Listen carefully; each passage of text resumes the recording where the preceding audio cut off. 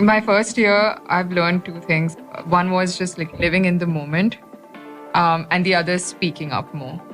So for the first one, I think I've realized this about myself, what I tend to do is if I accomplish X, I'm already thinking about Y instead of savoring the moment and living in that moment, saying, okay, this has happened, now live with this for a bit. So that's something I want to practice over the summer, where I enjoy the summer as it is and not keep thinking about like MBA 2. Like when I go home, I just want to be present at home and not think about the internship. So that's something I'm practicing right now.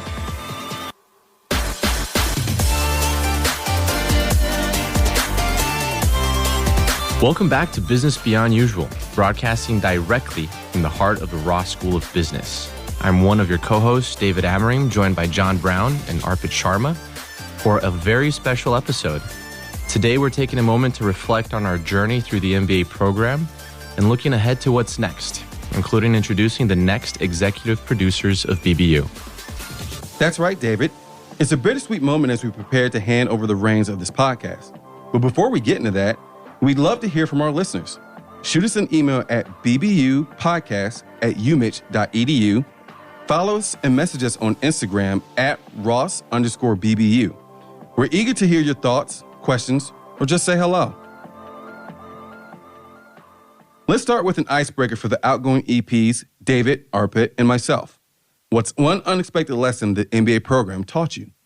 David, you want to start us off? That's a really good question. Arpit, do you want to start us off? I think one of the lessons was that, okay, you enjoy being social, but that cannot go on forever. For instance, the first 13 days at Ross, I was out till very late for 10. And I thought it would just go on and the 2 years would just be this, just enjoying till late nights, but you cannot do that forever. Yeah, absolutely. I definitely agree. I think on a similar note, I think the MBA is a very unique program, unlike other types of master's degree, where it really pushes you in all spheres of your life, right? Academically, socially, professionally, with recruiting. And so it just goes to show how important it is to be just a well-rounded person, right? Mm-hmm. How we're made up of multiple skills, multiple facets. We can't over-leverage just one side of our lives. Yeah, and to that point, I would also agree. Going back to Mark's four-legged stool reference, in which he referenced me, in which Arpit called me out, I would say being well-rounded, being balanced, there is always something to do. There's always something that you can be a part of, but it's also understanding what is your culminating point. When have you had enough, and when is it time to just take a break, relax, recharge the batteries, and come back ready to hit it hard again? I think I love that instance. That's why I called you out. You should have told me that sooner. But I think I can agree with that. As an international student coming to the US, I was balancing learning about the US plus balancing my own self, my own identity, which was for at least last 26, 27 years, mostly Indian. And then I was learning about the US. Meanwhile, I had to stay authentic. So just that balance was really hard to figure out. Initially, I thought that, okay, I should learn more of the American ways, and probably I left a little bit of my authenticity behind.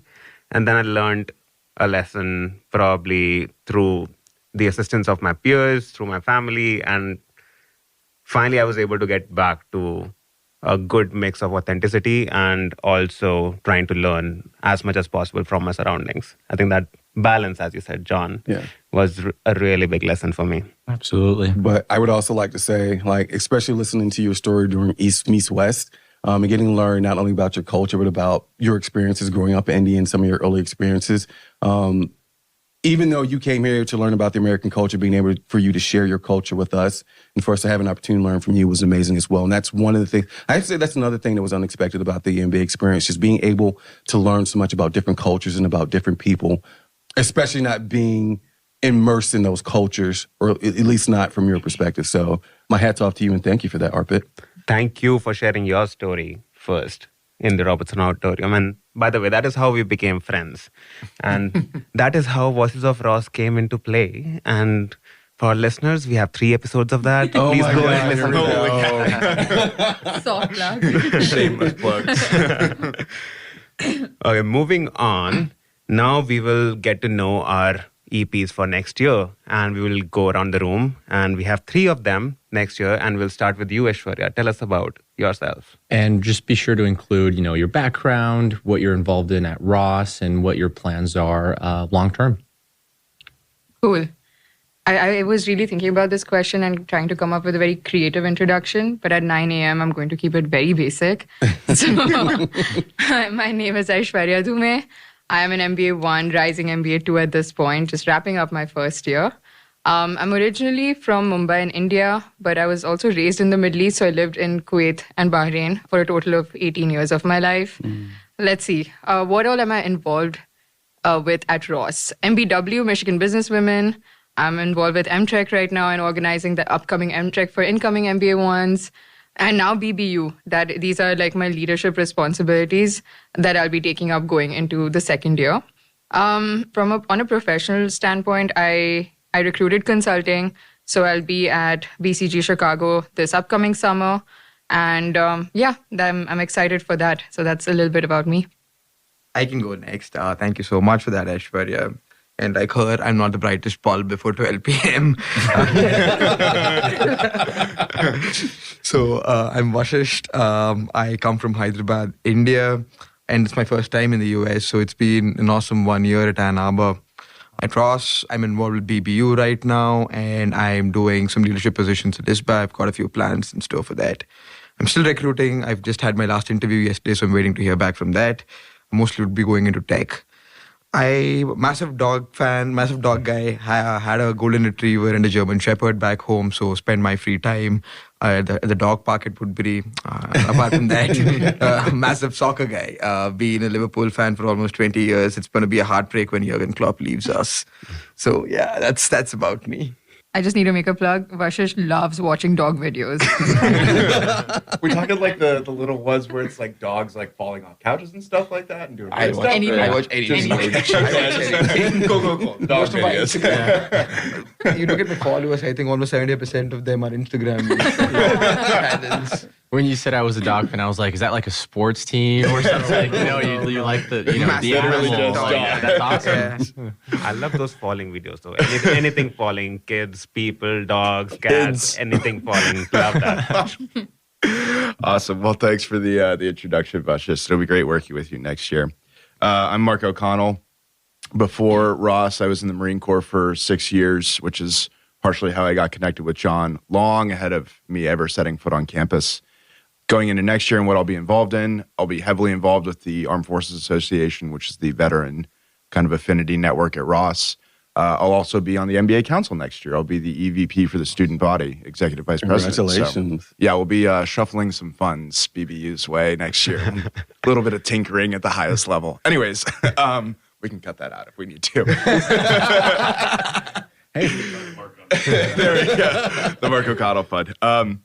Let's see, what else? I'll also be involved in BBU next year, which is probably the part that I'm most excited about. It kind of wound up here doing the Voices of Ross episodes, as Arpit mentioned, and it wound up being really, really fun. So looking forward to doing that next year as well. Another plug to Voices of Ross.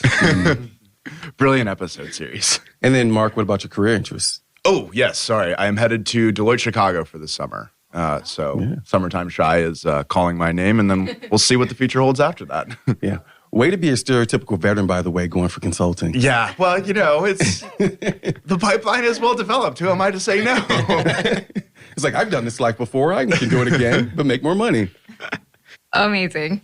All right, then. So let's start by looking back at the outgoing EP's experiences. David, John, Arpit, aside from being at the bus and partying it out there, what are some of the most memorable moments you've had during your MBA? Definitely being at the bus and partying. Like, definitely number one on my list. Memorable or non-memorable? Well, let me take a look at the script here. No, I'm just kidding. Memorable. We'll go with memorable. No, we'll go with memorable. I feel like unmemorable I won't remember, right? Like, I actually thought about this question. It's like so hard. First of all, it's crazy that we're, in the next week or so, we'll be graduating and we're already reminiscing on, what were the most memorable experience of my MBA. It totally feels like I just got here still. But there are so many to choose from. Just to name one or two, mean, personally, my map was definitely very special for me. You know, as many of you know, if there's one thing that I think I'm passionate about, I mean, I'm going to consulting, right? It's not really a passion industry, but you know, I loved working in consulting before Ross, and I'm looking forward to working it in after Ross. But if there's one thing I'm truly passionate about is, you know, gaming, the gaming world. Before Ross, I even explored that as a possibility career-wise, but it was just a bad year for tech and gaming. But MAP allowed me to kind of dabble in it, right? I did my MAP project in Microsoft Xbox, had a blast, loved it. We worked with the content strategy team at Game Pass. We got a year's worth of Game Pass Ultimate, which was awesome. Wow. Yeah, really happy that, you know, the Activision Microsoft merger went through. But all in all, I mean, it was just an amazing opportunity to work on something that I truly loved, and I don't think I would ever have had that opportunity anywhere else. No, there's like 10 things I can mention. I mean, all the people that I've met, you know, just so many experiences that I've had. But, you know, just wanted to mention one thing unique at Ross that I got. I think it's the same for me. There's just so many things to choose from. I think when it all started was probably in the first year when I actually spoke in East meets West, because that is still the brightest part, because that was me being vulnerable in front of so many people. And that was me sharing everything about my life, everything bad that I've faced, everything bad that I've felt. I cried on stage thrice. So that is one other good memory about that thing. But it took a lot out of me, because in general also I feel performance pressure, and when you're on stage you feel that even more. And I had never spoken in public ever before, like ever, and that was my first time, so it took a lot out of me. And some great people like John showed up after my speech, gave me a very tight hug. John, this Marine Corps this Marine Corps can really hug a person tight, and he did. Did he break you in half? Yes. He would have squeezed my guts out. But yeah, I remembered me going to him after Outex, and I really appreciated that he came to me. Like, we did not know each other before that, but then I think there was a bond that we formed after that. And yes, I think East meets West was one of the best experiences for me here. And that is why I was so into making the Voices of Ross episode, by the way, again. But on to you, John. It's funny that you say that, because I think for me, it's the small memories that really just sing for me, like the 8 o'clock classes. Not really. People sucked. No, but memorable, yeah, because you're up at the crack of dawn and you're walking in this lovely, lovely Michigan weather in the wintertime. But yeah, a lot of it was the small memories, and it was a little bit of social, and it was a little bit of professional as well, and academic.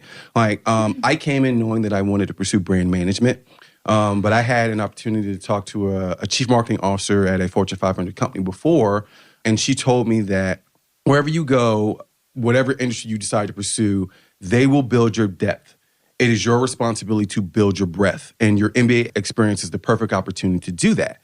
So I did not over-index on marketing classes. I took a lot of finance classes and accounting classes and a lot of econ classes.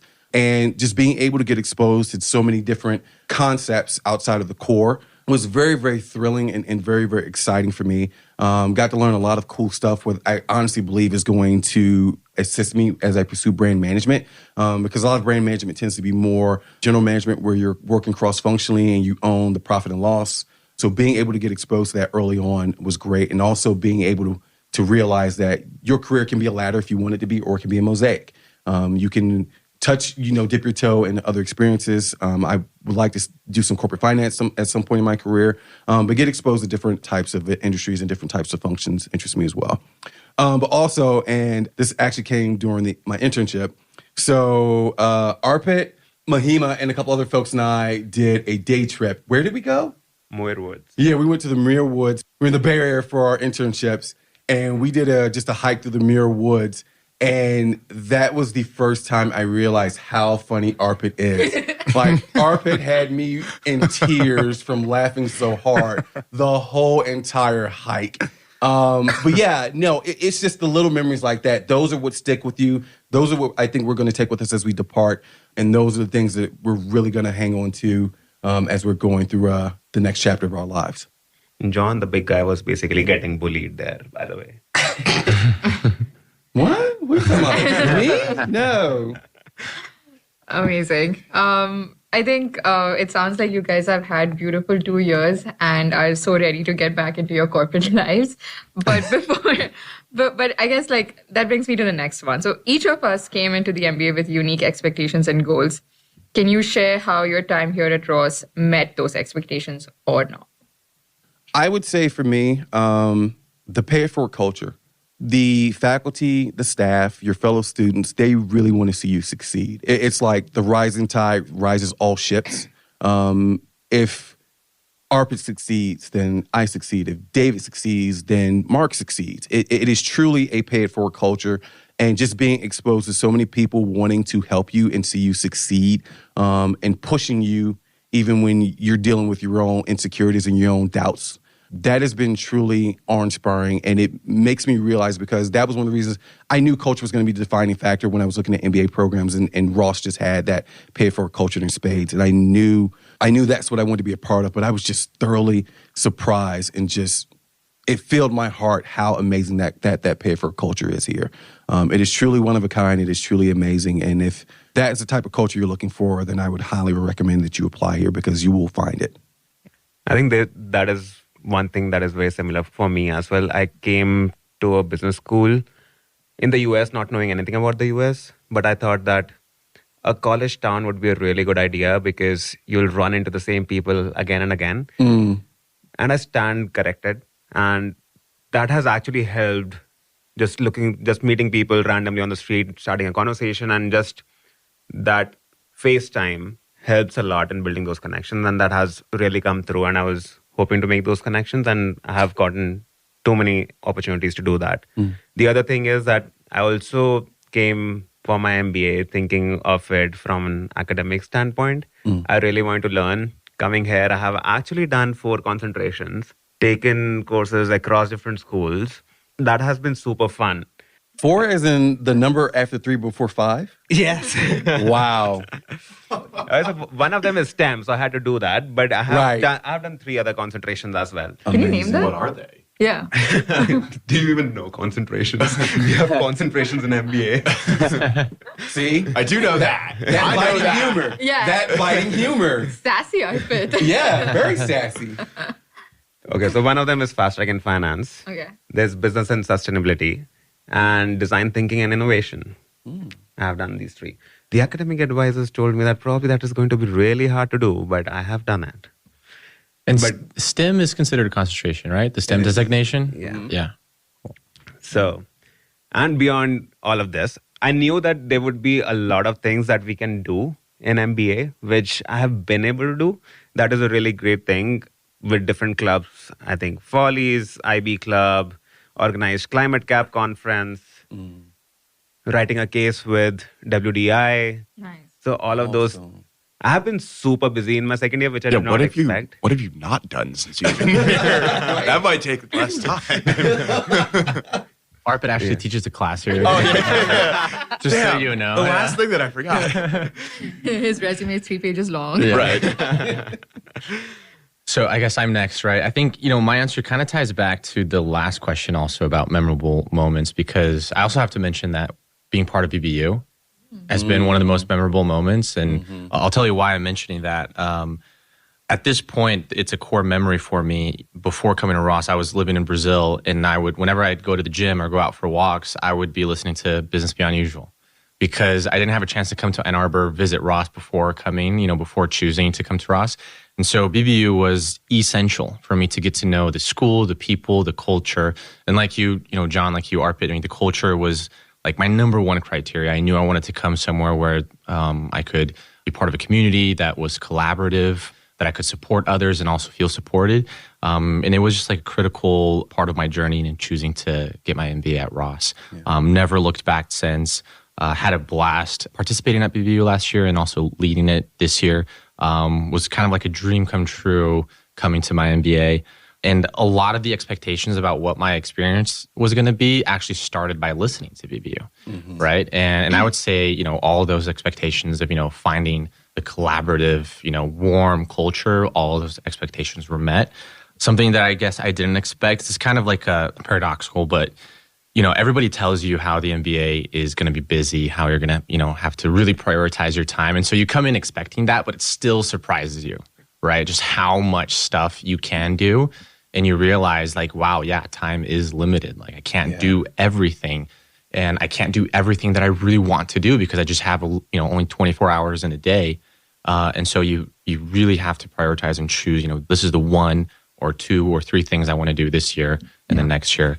And I feel that, you come in expecting that, but it still kind of takes you by surprise. Yeah. I just want to add, having done a few recordings for the BBU with you guys, all 3 of you have done a really, really good job this year. So thank you for doing that. Thank you, Aishwarya. I think to your point, David, because it was about almost a year ago today was when we did the podcast with Dean Matusik. Yeah. And just everything leading up to that, just like the hot obstacles we had to jump to be able to get her in the room. That's true. But having the freedom to be able to do it ourselves, like we pretty much ran it from start to finish. That was such a huge accomplishment. And that was just one of many experiences with the podcast. It's just been amazing. Yeah, just another memorable experience. Oh, right? Like, yeah. it's just so many. Yeah.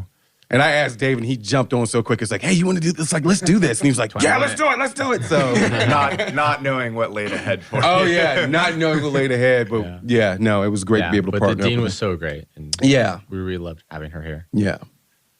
John, you mentioned the challenges of getting Dean Matusik in the room for an episode of BBU, and it actually kind of leads me very nicely into my question that I have for you guys, which is, you come here, obviously there's the challenge with Dean Matusik, but everybody kind of faces their own challenges as they walk through an MBA journey. And I would love to hear kind of one of the biggest hurdles that you faced throughout your MBA experience so far. You can start with David, I suppose. Yeah, no, I can get started. I mean, it's very easy for me. Recruiting definitely was, one of the most challenging parts of my MBA journey. As everyone knows, last year is when the post-MBA job market started to shift a little bit. Things became a little bit more challenging. And I recruited for consulting. And there's just a lot of support, a lot of help that we get here at Ross. But, still really tough. You got to prepare for your case interviews, for behaviorals. There's all the networking that you do before to get those interviews locked in. And that really becomes like your entire life for a few months. And not only that, that's during the winter, right? And so I just remember I was like so stressed out and anxious during that recruiting season. I mean, thankfully it all worked out. Got an offer, had a great internship experience, but there were definitely some like dark moments where you start like questioning yourself, right? Your whole life choices and decisions. Like, how did I get here? Like, am I really cut out for this? Right. Especially, after, 10, 11 p.m. when those thoughts start coming up. So that was definitely challenging, but also like a huge part of the growth that I went through, right? The necessary growth that I went through my MBA. And to answer the other part of the question, like how I overcame it, with a lot of help, with a lot of support, a lot of people, along the way, helping me, giving me advice, giving me their time, in preparing. But there were some key, I think, like pieces of advice that I received throughout my recruiting journey. And a couple that come in mind. One was to, step back and simplify my approach. This was after doing like 30 consulting cases. And you start questioning your intelligence, And so having someone who was not a Ross student, worked for a consulting firm, say like, David, like you're so intelligent, sometimes that gets in the way. Like take a step back, simplify your approach. That was huge for me. And then like on a more personal note, there was this one moment where I actually went to walk around the neighborhood, went to a park right in between interviews. And I thought to myself, like worst case scenario, if I don't get this consulting internship, there's like so much more out there. Right. I know I'll figure it out. All right. There's more to life than a consulting internship, and I know that we all come with specific goals. I mean, I came with a professional goal to lock in a consulting offer here, but it was a good reminder about how like life is so much bigger, right, than that first year of our MBA. And I think sometimes we do need, somebody to kind of remind us of that.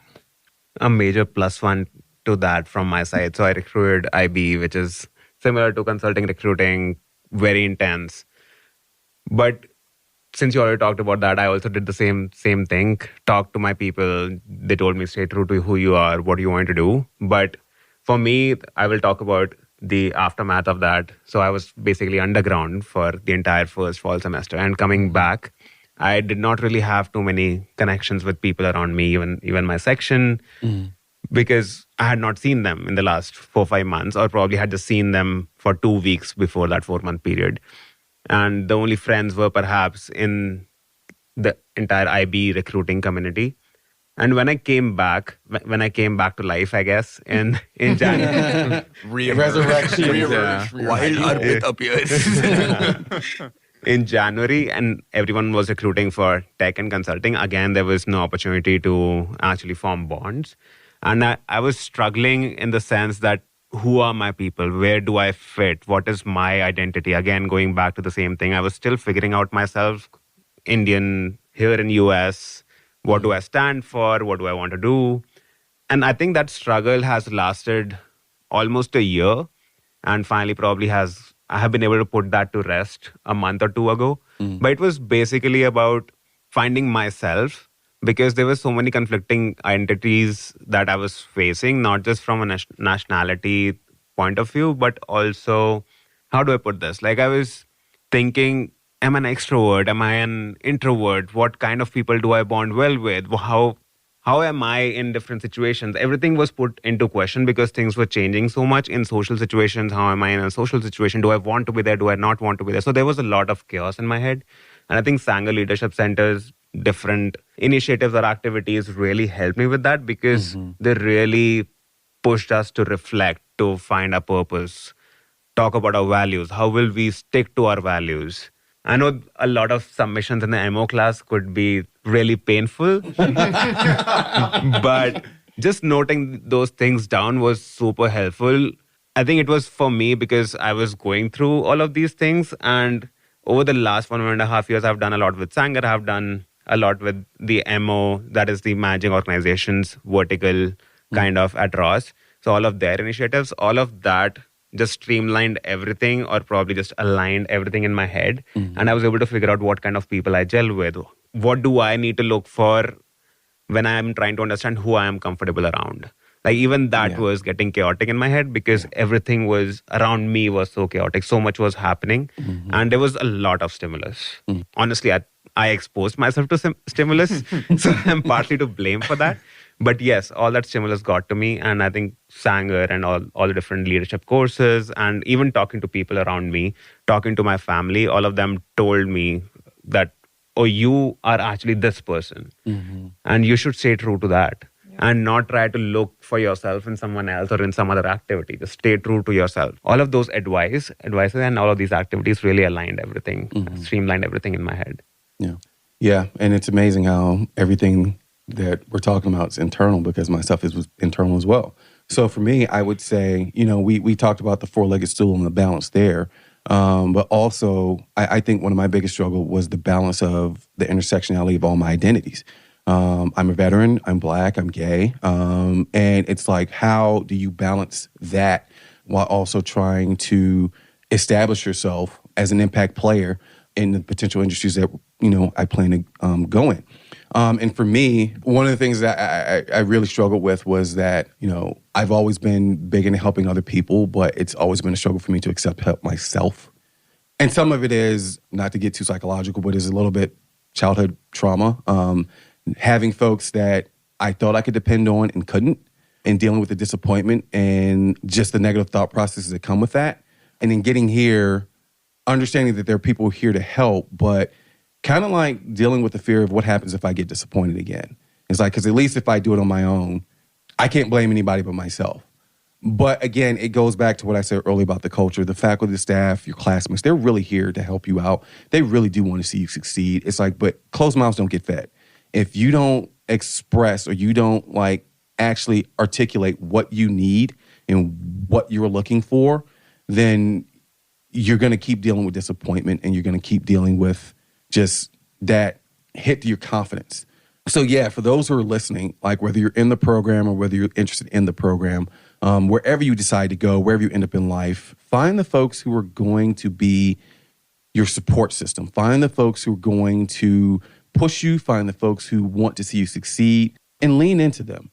Obviously, you still have to do the work yourself, but lean into the folks who are there for you and who want to be there for you and who actually want to see you succeed. And to David's point, who sometimes are just like, you're too deep in your own thoughts. Like, take a breath and take a pause. Go for a walk.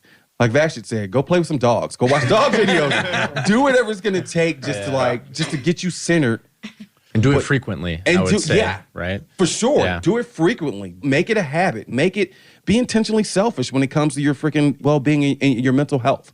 But there are people there who want to help you. There are people there who are willing to support you. And there are people who want to see you succeed. And you just have to find who they are and lean into them. And I love what you talked about, Arpit. Like, you actually did the work to find your people. But yeah, it's not going to be easy, especially when you're thinking about, back to the four-legged stool, when you're thinking about everything that you're trying to accomplish here. More often than not, we focus on everything but on your own mental health. But yeah, no, find your folks, find the people who want to support you and who are behind you, lean into them, and just, take a break when you need it. So, this is super insightful. I could relate to a lot of what you guys just said, and just having completed my first year. So I think this is going to be useful for everybody that listens to it. So thank you so much for that. Many times over next year. 100%. Yeah, I also don't want Arpit dragging me again about what about the tidbits you could have shared and you didn't. So there were a lot of them in there, and you had not shared till now. Well, no one had asked me until now. So what do you want me to do? Be generous. Oh my God. Just come and tell people. Okay, Sassy. Last episode, we start getting in fights. Excellent tones.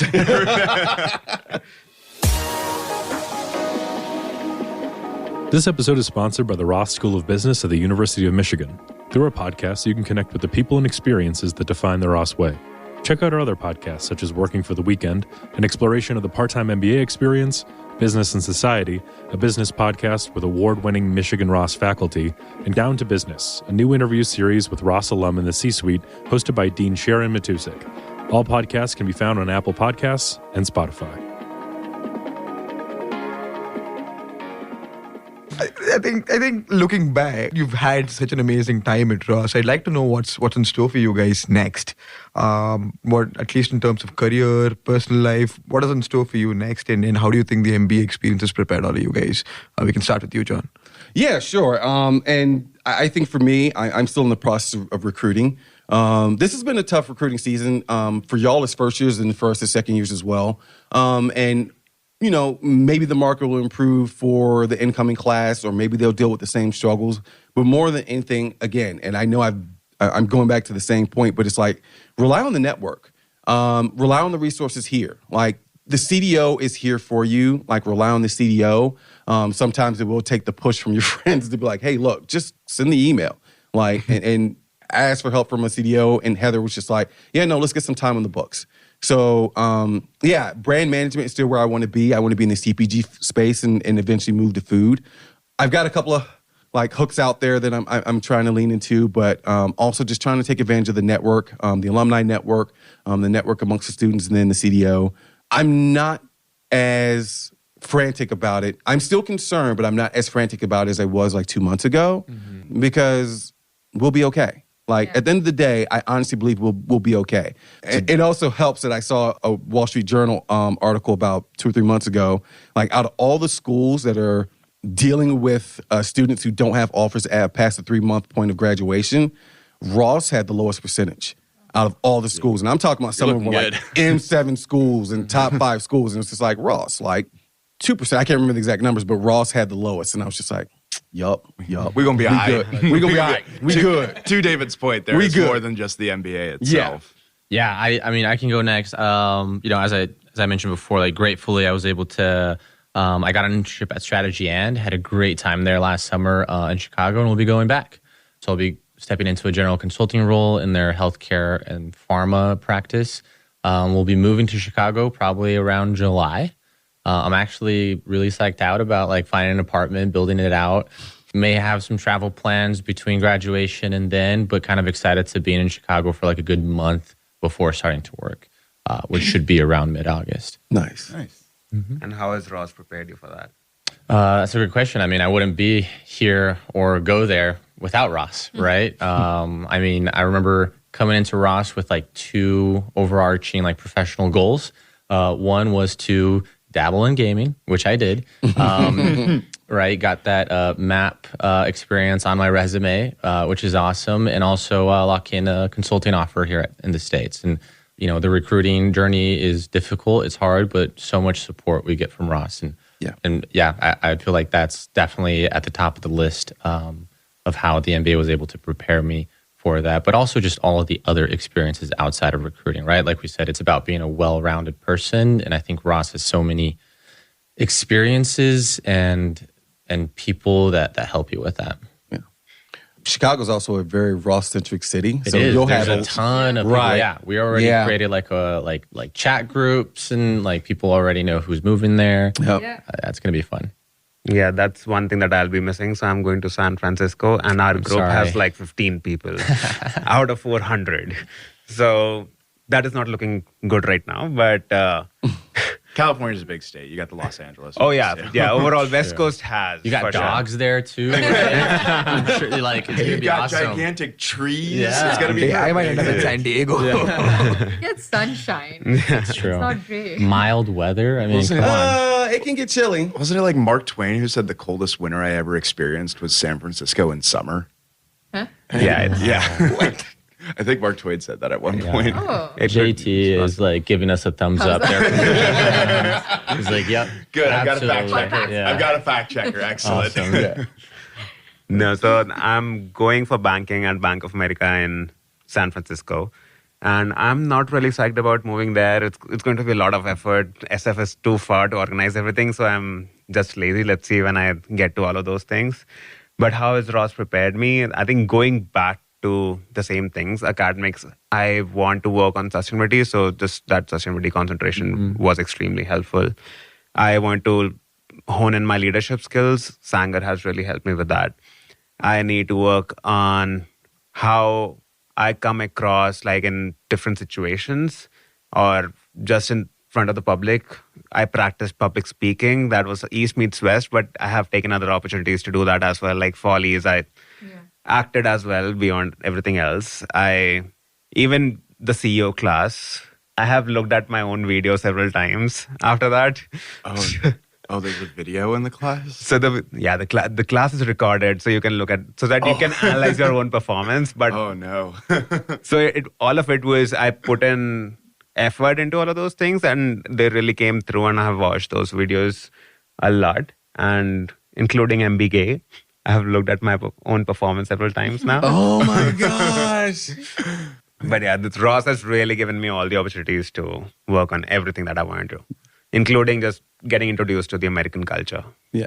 But I think even though it's not as, the alumni community is not as large as it is in, say, a Chicago, there's still a substantial community, Ross community in the Bay Area. For sure. And I know there's a couple other, like you said, there's a couple other folks who are going back that you can tap into as well. Because I know Zach Horowitz is moving there with his family. 3 kids. I don't know if that's what Zach's going to do for a single life, but yeah, you always have resources. And the great thing about it is it's like with technology nowadays with Zoom or, WhatsApp, even if you're not tapping into the network there, you'll still have opportunities to tap into other folks. So that's pretty great too. Yeah. We'll do 5 a.m. Zoom calls, John, after we graduate. John doesn't seem very excited. Listen, His face reads stunned. listen. These 5 a.m. calls and all this other kind of stuff, if I ain't got to do it, I'm not doing it. So, yeah. No. I didn't know about these 5 a.m. calls, but let's keep it that way. Yeah. Yeah. No. More like Marine Corps type stuff. It's like, reveille. It's like, oh, great. Here we go. Now you're just like, no, I'm just going to roll over and go back to sleep. I'm good. As we look to the future, we're joined by the newly selected executive producers here at BBU. And we want to hear about what each of you have learned from your first year in the MBA program. So tell us a little bit about that and also what you most look forward to over the summer and your second year. So let's start with Mark. Yeah, absolutely. Thinking about this year, I think the thing that I have learned the most about and am continuing to learn about is being vulnerable. John, comes from a military background, so he understands this intimately, is when you're in that military background, you kind of are like just stonewalled, stone-faced, and just keep pushing forward, which is fine. Like, that is entirely appropriate for the environment, but you do have to detrain that a little bit when you kind of join the regular world from the military. And so this MBA program, and especially Ross, with how supportive it is, has been great for me learning how to kind of be vulnerable and kind of just let things go. And like, sometimes it's okay to just like not quite hold up under pressure, and the world isn't going to explode in this scenario anymore, which I think is a valuable lesson that I learned in this first year, is something that I'm still learning, and I think will be really helpful as I look forward to next year with other visitors on the BBU podcast and trying to get them to open up a little bit about their experiences. One thing which I think I learned in the first year, and I think that is basically reinforcing what John and David had said, is finding your own people. I think that was extremely important, and that basically got me through January and February in particular, which I think which was peak recruiting. And touching to what David has said, while you're at Ross, you're extremely smart. So in the recruiting process, there's an element of luck involved as well, which I think I did not factor at all. People coming in. Not even Everyone comes into Ross feeling like they're God's gift to the earth, but oh my God. You are then surrounded by 400 gifts to bear. So there is an element of luck involved as well. So for the incoming batch, so there's always that involved. So take things easy is what I've realized, and there is life beyond recruiting. You will be all right. That's the biggest takeaway that I had. And one thing which I think I've been fairly lucky about this year is that it's been a bad year recruiting. And I've told Aishwarya about this. I think this batch had a lot of trauma bonding. So the beatings will continue until morale improves. Yeah. So yeah, I was able to find my tribe very organically, and I think that's been a blessing. So yeah. Next year, I've got a couple of things lined up for ISBA. I have a few ideas in potentially fundamentally changing the way the club operates, be it in terms of alumni support or even in education. I think there's a lot that can be done over there. That's something I'm very interested in doing. And apart from that, I'm interested in the education space in general. So want to be an avenue of support for the MBA 2s like the MBA 1s have been for me. Anirban, shout out to you. That's amazing. And I'm excited to see what you do in our second year, Vashisht. For me, I think my first year, I've learned two things. One was just like living in the moment, and the other is speaking up more. So for the first one, I think I've realized about myself, what I tend to do is if I accomplish X, I'm already thinking about Y, instead of savoring the moment and living in that moment, saying, okay, this has happened, now live with this for a bit. So that's something I want to practice over the summer, where I enjoy the summer as it is and not keep thinking about like MBA 2. Like when I go home, I just want to be present at home and not think about the internship. So that's something I'm practicing right now. The second part is a little more professional, where I tend to be in group settings, but I avoid contributing vocally. So I'm very hesitant to ask the right questions. I'm very hesitant to speak up and voice my opinions. I've noticed this through most of my group meetings, even MAP included. So that's something I've been actively working on through my first year and hopefully going into the internship as well. What am I looking forward to over the summer and second year? Summer, honestly, I just want to go hug my family. Relatable. Very relatable. I've been telling Vashish this since I was done recruiting. Like, dude, I can't wait to go see my parents. That's where my mind is at. For second year, again, I was telling Vashish this very recently. I need to hang out more with people and build up on friendships. So it's like right now I know the people I like hanging out with. I need to make more of an effort to spend more time with them. So yeah, I'm excited. And the podcast has been a platform of diverse voices and stories. Shout out to Voices of Ross. How many more can we squeeze in? Oh, we still got time. We can do at least 5 more. Yeah, JT is signaling and just upping the count right now. But and we focus these voices and stories around the Ross community. So for you three, what are your visions for continuing this tradition? And do you have any new initiatives or directions that you want to take the podcast? There were a few things I actually came in thinking of I'd want to do for BBU when I started my MBA. There were 2 areas. One was, I think, just pushing the podcast out more to prospective or current students. I think it's such a good resource and more people can access it. And I think not enough people know about it. So that the marketing of the podcast is something I'd love to collaborate with Mark and Vashisht on for next year. The other was also something that was always on my mind was leveraging the alumni network a bit more. We have such a strong Michigan alumni network, and I know it is more effort to bring them on for a podcast, but I think having big names could bring more attention to the podcast. So these were two of the few others that I've thought of, but I'd love to hear what Mark and Vashish have to say. One thing which I'm a little excited to do next year is have multiple social or affinity clubs come onto the podcast and actually share their stories. So we've got people from multiple nationalities coming into Ross, and having representation from these clubs would actually send out some sort of a preview on how a Ross experience could look like for a prospective student. So that's something I'm super excited about doing. And one fun stuff which I think I'd want to do is doing something after the game. Like have a post-game thingy where you've got people come on board. God. Man. Should it be post-game or pre-game? We can do both. No, we're doing Because thinking about people being at the bus, I'm just like, ugh. This is BBU live reporting from Michigan versus Ohio State. We can do a pre-game I would listen to that. impression as well. Oh man. I love that idea. Okay, well, definitely don't interview me after the USC game because I went there for undergrad. So Which team are you supporting? okay, so We'll come back after this short break.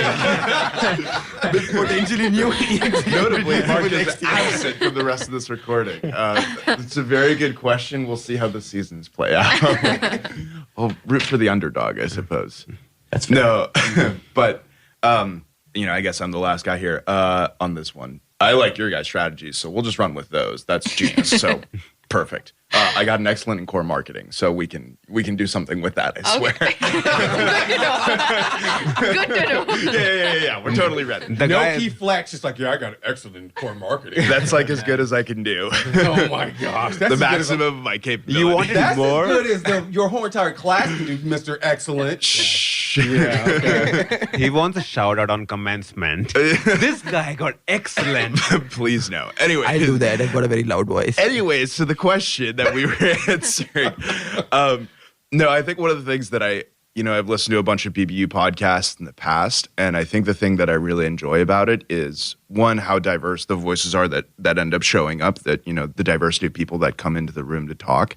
And then two is just kind of like the kind of spread of topics and like things about Michigan that are kind of unique in their own way. And so I kind of want to drive the, what makes Ross unique, because we can talk about the academics or whatever, the recruiting scene, the alumni network, and, any other MBA program is going to have something to that effect. And so I really want to push on the, like, what really makes Ross unique. And so one of the episodes I had an idea for was to bring on a bunch of partners from the program, because I had heard from one of my buddies who is married with 2 kids that Michigan has one of the highest rates of students who come with partners, with families, whatever it is. Yeah. And that is fascinating to me. That's a very unique characteristic. And so I kind of want to explore that and see, like, well, what is the driving impetus to come to the middle of nowhere, Michigan, to a school that none of you have ties to, a place that none of you may necessarily have ties to, uproot the whole family from where the kids have been growing up, and, the spouse partner has a kind of developed career, and then move to Michigan and take that bet. So That's awesome. Would be really interested to hear that one. And then the other one is for all the MBA ones right now, we're in the throes of MAP projects, delivering final presentations. All of the deliverables are due tomorrow at noon. So we're looking forward to that, I'm sure. But the one that I was interested in that kind of was spurred to mind as I was doing this project was, where did MAP come from? We always talk about how MAP hasn't been recreated at other business schools. And so somebody decided at some point this should be a thing. And then it probably didn't start out huge, but now it's 80 project bids for 400 students going to every corner of the globe. And so I'm really interested to hear how it got started and then how it grew over time to become what it is now. Those are awesome. The observation on partners is amazing. Like, now that I think about it, just in my MAP team, how many of them are a family or a partner. Right, yeah, exactly. You don't think about it until somebody mentions it and you're like, wow, there are a lot. And so much so that one of the partners is like a part of our MAP game nights. Like, our game nights are incomplete without him. We're like, we want Hush there. Oh, yes, he's a critical. And the crazy thing about it is, it's like more often you know the partners more than you know the actual students. Sometimes. Right. They're more involved. Right.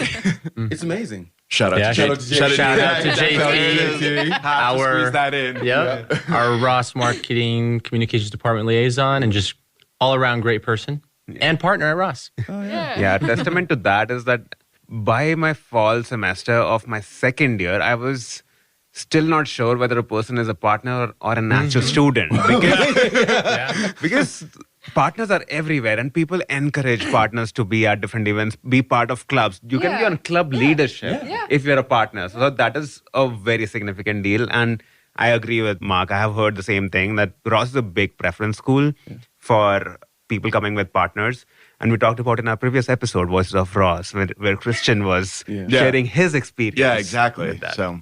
Yeah, and when you think about it, just in our class alone, I can think of 2 couples who the partners became students themselves. So Yeah. That happens a lot. Now they graduate with y'all. So it's just like, holy smokes. I think this has been a great episode. Everyone has been sassy. Everyone has contributed to the humor. It will continue next year.